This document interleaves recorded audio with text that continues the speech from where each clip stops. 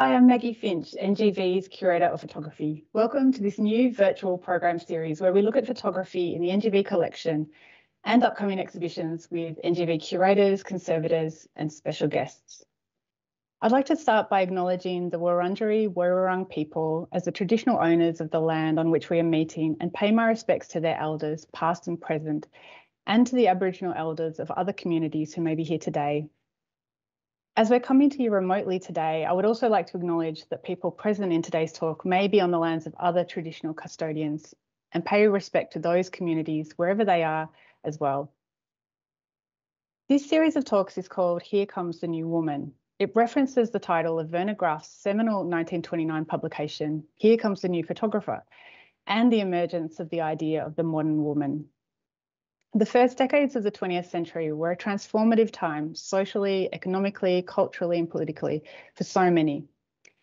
As my colleague Susan Van Wyk has discussed in the previous talk in this program, looking at photographers in the NGV collection from Europe, North America, and Australia, it was a time of great change for many women. And with photography becoming more accessible, there was the emergence of the production of highly experimental and significant photographs by women. Works that reflected this turbulent period, the changing aesthetics, the shifting attitudes and social changes, the new opportunities afforded to many, as well as the ongoing disadvantages affecting women on account of their gender or sexuality. Despite this extraordinary output, art galleries around the world have often overlooked the work of women artists from this and other periods, and the role of women photographers historically has not received sufficient recognition. Although this is shifting as a result of the groundbreaking work of historians, writers, curators, and artists over recent decades. When the NGV established the Department of Photography in 1967, it founded a collection of Australian and international photography of regional significance. Since then, the department has acquired more than 13,000 photographs, of which around 4,000 are by international photographers. The collection holds works by many of the leading practitioners in the history of the medium, and one of the great strengths of the collection is our holdings of 20th century photography. This is one of the most popular aspects of the photography collection, but it's notable that women photographers are underrepresented. It's an ongoing priority for the NGV to redress the historical gender bias across all collecting areas. And in the photography collection, one of the areas of focus acquisition is the work of women photographers who were active in the first half of the 20th century. With this focus in mind, in this short talk, I'll introduce 4 artists from this period through works held in the NGV collection, including Ruth Hollick, Olive Cotton, Imogen Cunningham, and Berenice Abbott. Working through a range of styles from pictorialism to modernism, I'll consider the artists' various approaches to photography within their own unique contexts, some as vocal feminists, openly calling for gender equality, others working to redefine the possibilities of the photographic profession for women through their lived experiences.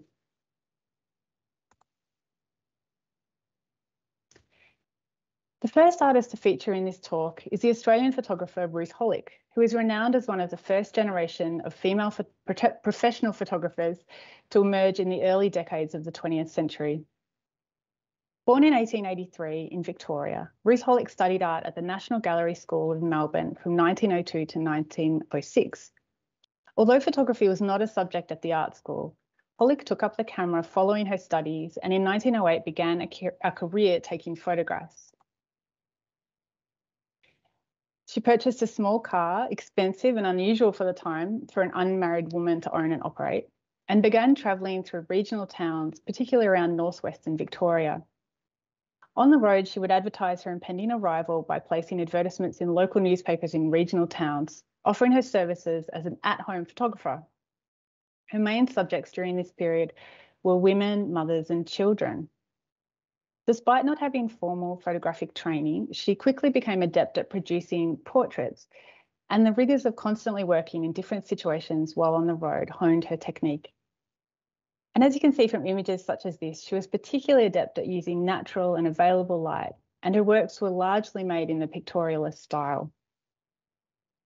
Pictorialism was the first truly international photographic movement that began in England in the early 1890s. Photographers who worked in this style often manipulated their negatives and used a soft focus and textured papers to create atmospheric effects. Pictorialism was the dominant photographic style in Australia until at least the 1930s and continued to be an important influence beyond that time. While most pictorialists were amateurs, professional photographers such as Ruth Hollick also applied and adapted this style to their commercial work in the studio. In 1918, Hollick formed a partnership with the artist Dorothy Izard, and together they took over the studio of retiring photographer Mina Moore at 167 Collins Street, Melbourne. Hollick ran her professional photography practice from this space, which also became a hub for social galleries and parties in this fashionable area of the city. She soon gained a reputation as one of the leading portrait photographers of Melbourne, specialising in fashion photography, high society and celebrity portraits. Her images were also regularly published in journals and magazines such as Art in Australia, Home and Harrington's Photographic Journal during the 1920s and 30s. Hollick's unique sense of style and composition is evident in her award-winning photograph Thought from 1920. A portrait of the artist's niece, the girl wears a distinct costume adorned with appliqued gum leaves and a gumnut belt, her hands placed together gently beneath her chin. The meditative pose of the evocative title of this photograph encourages an allegorical reading of the work. It was the portraits of children, however, for which Hollick was best known. In an era of formal portraits, Hollick's photographs were natural and charming. She possessed the ability to capture her subjects in relaxed, playful and spontaneous situations, as well as demonstrating her expertise in both natural and studio lighting. In 1928, she held her first one-person exhibition at her studio in Collins Street, Melbourne, and you can see a wonderful installation view of the exhibition on this slide. The exhibition, which opened to great acclaim, comprised more than 150 portraits of children. Included was this hugely popular photograph, Were That I Was a Tiny Boy, a study of the three young brothers. Identically dressed and tightly posed under an umbrella in her studio setting, they're depicted with the style and individuality for which Hollick was renowned. Significantly, in 1929, Hollick was the only woman to participate in the Melbourne exhibition of pictorial photography. And internationally, her work was included in prominent exhibitions such as the Chicago Photographic Exhibition and London Photographic Salon of 1927, and the Amateur Photographer Overseas exhibition in London in 1932. In addition to her portrait, fashion and landscape photographs, Hollick also produced still life images in the studio, such as these recent acquisitions. They are finely hand-coloured photographs of Australian wildflowers in a portfolio binding and are a fascinating example of the breadth and depth of Hollick's photographic skills. Following the Great Depression, Hollick was unable to continue working from her studio in the city and moved with Dorothy Izard back to her family's home in Moonee Ponds, where she re-established a studio and continued working until 1950 at the age of 67. Despite her large output, frequent inclusion in publications and regular exhibitions, the significance of Hollick's work was largely overlooked in Australian art history until the 1980s, when it began to be rediscovered, with key institutions collecting and researching her archive, and her unique photographic career continues to inspire new research and understandings.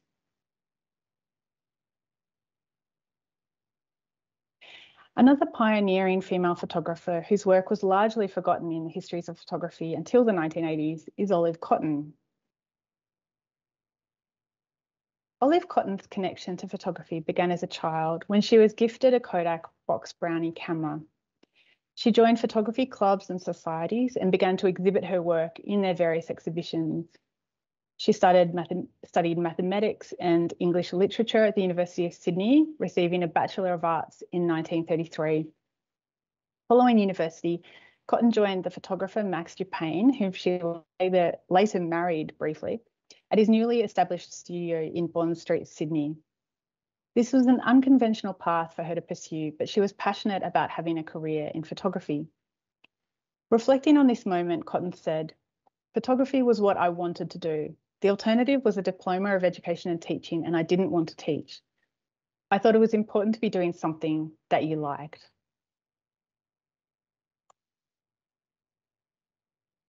At Dupain's studio, Cotton worked initially as a studio assistant.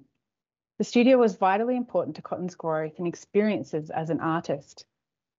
Here she had access to a professional studio, darkroom and equipment, but perhaps more importantly, it was here that she became part of an integral and growing circle of creative photographers, artists and intellectuals who were passionately engaged with the modern world.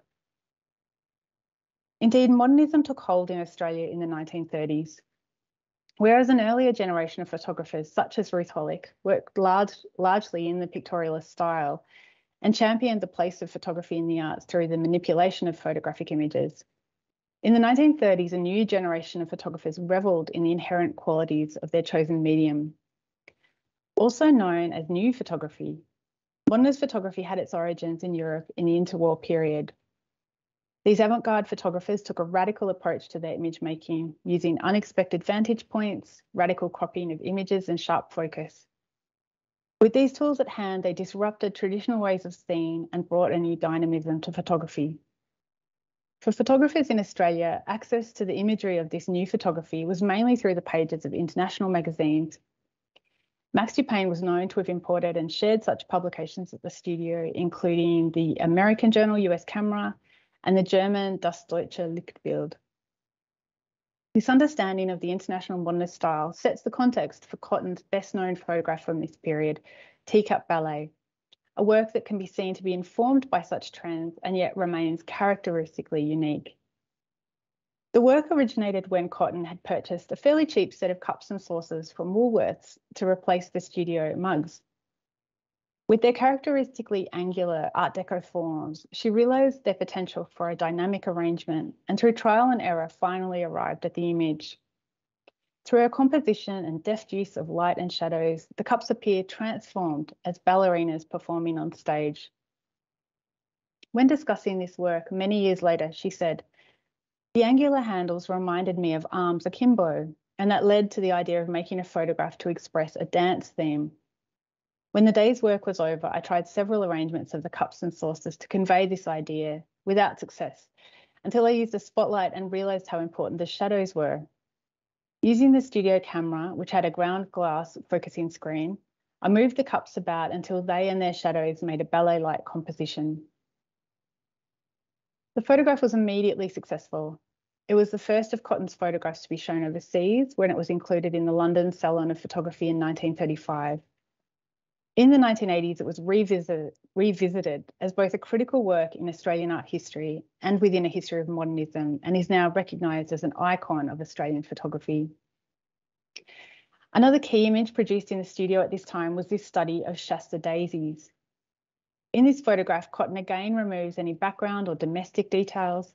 The composition instead places the viewer at close vantage point, as if you are within the blooms, and focuses the eye entirely on the graphic qualities and the form of the flowers. As curator Helen Ennis has written, the flowers were photographed in the studio to allow Cotton the ability to control the pose and the lighting, but despite their careful arrangement, they retain a natural feeling with a slight sense of disorder at play. And in this photograph, we see the applications of skills learnt by Cotton in the studio in the open air setting of the beach. Taken in between shoots as the model was waiting her turn to be photographed by Dupain, Cotton's seemingly spontaneous photograph delights in the effects of light. The rippled surface of the sand dunes, the graphic qualities of the shadows, the floral pattern on the model's robe, and the unexpected reflection in the mirror work together to create a vivid play of patterns and forms. Olive Cotton held a unique place as one of the few women modernist photographers recognised as working in Australia in the 1930s. She was, for example, the only female member of the modernist contemporary camera group, and she was the only woman included in their 1938 exhibition and the Australian commemorative salon from that same year. Yet despite this, she remained largely unknown until the 1980s, when new research, publications and exhibitions led to her recognition as a pioneering photographer of great significance and influence through her unique take on the modernist style.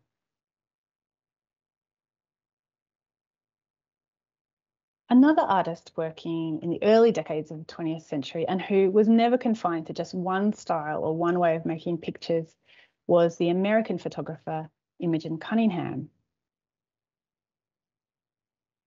Born in Portland in 1883, Cunningham is said to have been inspired to take up photography after seeing the work of Gertrude Kashmir, an artist whose work is represented in the NDV collection with this image, the Gargoyle from 1900. In this work, which shows the hallmarks of pictorialism, there are also hints at the beginning of the influence of modern thinking, with its dynamic sightline onto the tree-lined avenue below and the female subject whose body creates a vivid geometric relationship with the architectural form.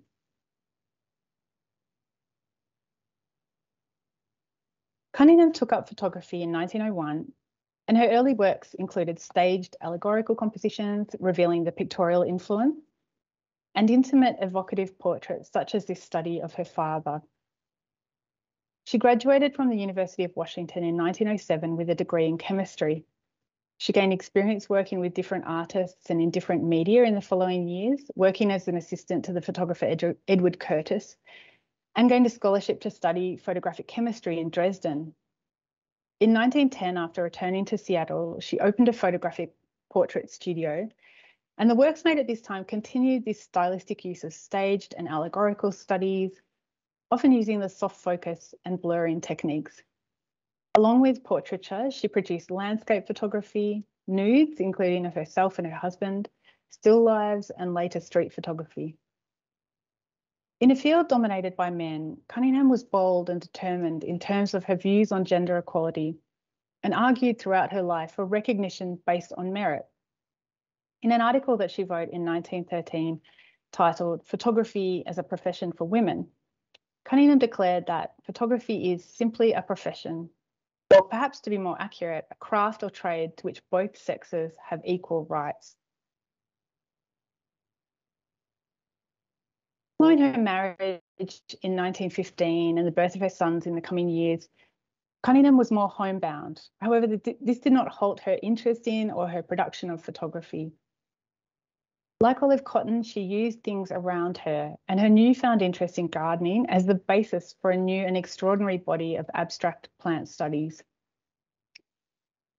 As we can see in Agave Design 1 from the early 1920s, there is a dramatic shift away from the softer tones of the earlier portraiture. And the impact and influence of modernism is now evident in the way in which she's produced this highly graphic and geometric rendering of the succulent plant. Similarly with leaf pattern, we see Cunningham transforming botanical specimens into an abstract photograph that uses a close and clear composition to flatten the image, creating a play of form and patterns.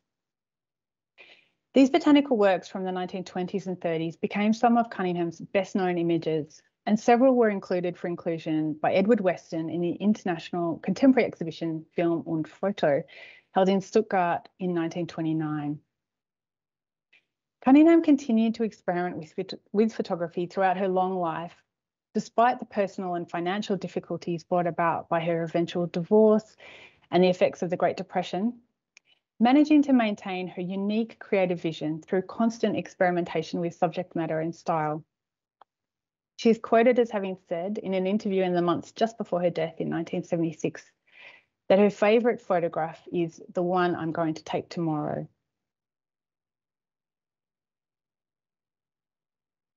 And the final artist I'll discuss today is another whose work featured in the Film und Foto exhibition of 1929, along with many other influential exhibitions of the period, Berenice Abbott.